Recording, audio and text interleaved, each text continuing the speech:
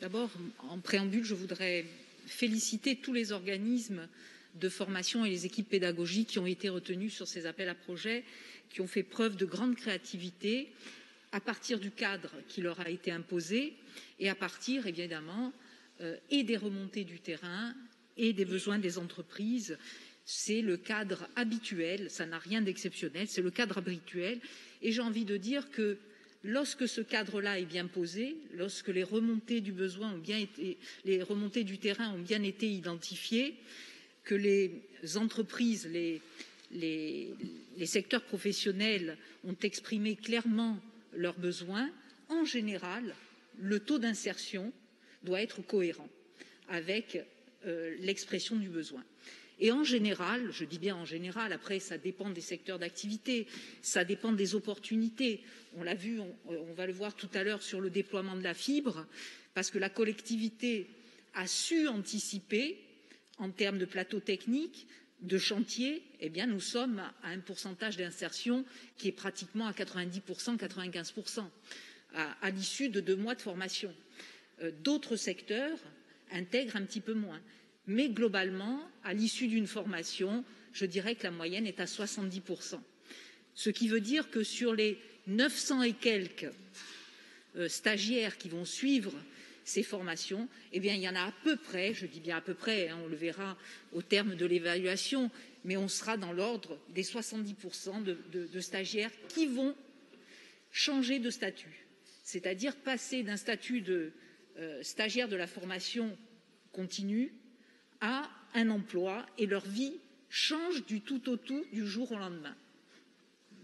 Donc moi je dis que il faut être, c'est très complexe la formation, on le voit bien, le montage, l'appréciation, l'expression des besoins, c'est quelque chose qui est extrêmement complexe et souvent je dirais que les interrogations traduisent la méconnaissance du domaine, qui est et pour cause, j'ai envie de dire. Hein. Mais je crois qu'il n'y a pas à avoir de crainte quant au bon ciblage de ces formations. Elles viennent compléter l'offre corse de la région Corse, qui est déjà, je trouve, extrêmement dynamique. Je vais vous donner un exemple qui date d'il y a 2 jours. La Fédération du bâtiment de Haute-Corse a fait remonter ses besoins. Il y a 50, c'est exactement les quantités. Hein. En Haute-Corse, ils ont besoin de 50 conducteurs d'engins de pelle mécanique. Ils ont besoin de 35 maçons. Et on a vu, donc comme ça, il y a toute une liste très précise. Ils ont ratissé, ils ont vraiment travaillé avec les entreprises et ils savent précisément quels sont les besoins. Eh bien, quand on s'est penché sur l'offre régionale, eh bien, on a trouvé qu'elle était extrêmement cohérente. C'est-à-dire que l'expression qui est des métiers qui sont recherchés par ces employeurs trouvent un dispositif à leur disposition. C'est-à-dire qu'il y aura de toute façon la possibilité que ces emplois soient développés. La grande difficulté, c'est comment rendre ces métiers attractifs. Et certains ne trouvent pas de bénéficiaires. Ça, c'est une autre problématique. Mais sinon, je crois que l'offre par elle-même est très dynamique. Elle correspond globalement très, très, très largement aux besoins du territoire. Et cet appel à projet vient compléter de façon très cohérente eh bien, des secteurs d'activité et des métiers assez en pointe pour certains, notamment à travers l'intelligence artificielle, des métiers du numérique et d'autres, même des métiers plus traditionnels. La rénovation du bâtiment, on l'a vu autour du patrimoine ancien, c'est très intéressant.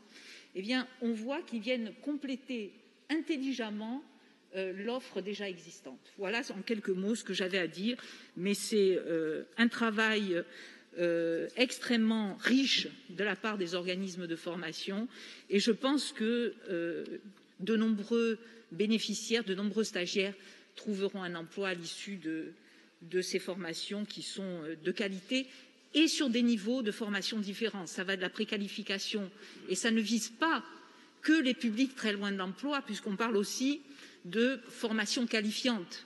Et j'ai envie de dire qu'aujourd'hui, lorsqu'on est en formation qualifiante, on est déjà des privilégiés de la société. Parce que beaucoup ne sont pas encore à ce stade-là.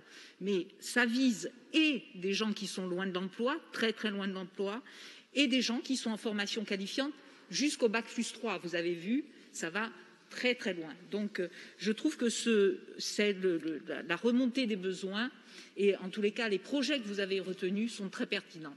Je félicite encore une fois les organismes de formation et les services de la collectivité.